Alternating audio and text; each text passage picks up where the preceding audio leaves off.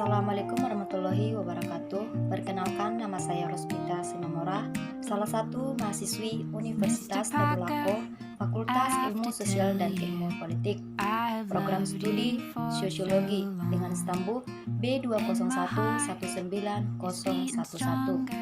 Video ini dibuat untuk memenuhi tugas mata kuliah Sosiologi Konflik, membahas membedah fenomena dengan dikaitkannya dengan teori konflik, yaitu yang pertama kita harus membahas fenomena. Apa itu fenomena? Fenomena adalah gejala alam, hal-hal yang dirasakan dengan panca indera ataupun hal-hal yang mistik dengan klinik, dengan fakta, dengan kenyataan yang terjadi yang kita lihat.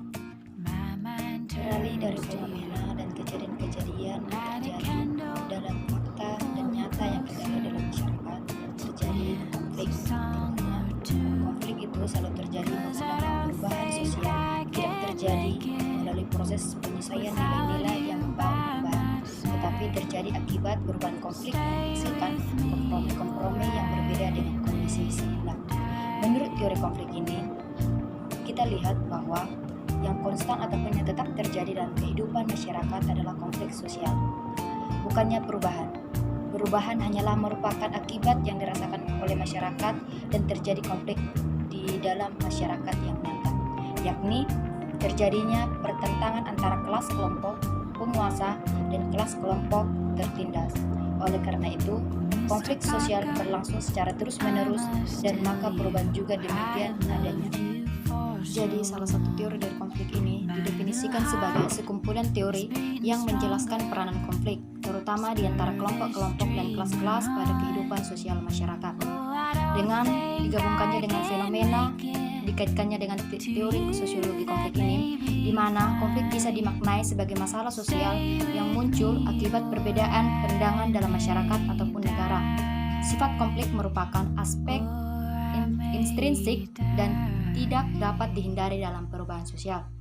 Seperti sekarang ini, sosiologi konflik dan modern itu keduanya memiliki pandangan dan berbeda dan mendasari penyebab utama dari konflik.